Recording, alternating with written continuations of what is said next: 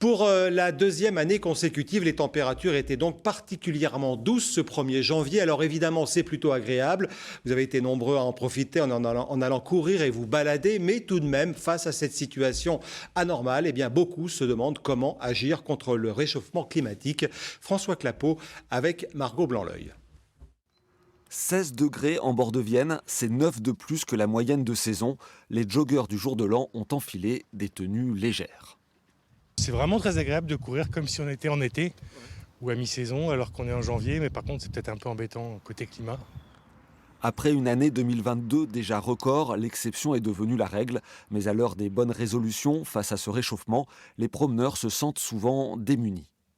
Pour moi, c'est des grandes questions qui sont difficiles à approcher. J'arrive pas à voir au niveau de mon quotidien ce que je peux faire.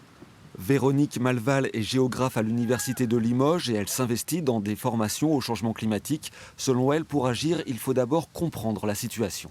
Il faut savoir de quoi on parle, c'est-à-dire pourquoi prendre de bonnes résolutions. Pourquoi est-ce que je devrais changer mon comportement au quotidien. Notre façon de nous loger, de manger, notre façon de consommer tout simplement. C'est notre mode de vie, c'est tout ça qui fait que nous émettons beaucoup trop de gaz à effet de serre.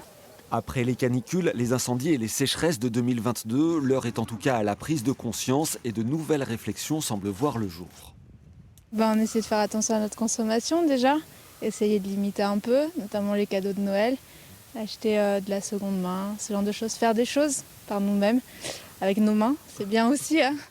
Il reste encore du travail pour imaginer et mettre en œuvre les adaptations nécessaires et pour que 2023 soit aussi l'année de l'espoir.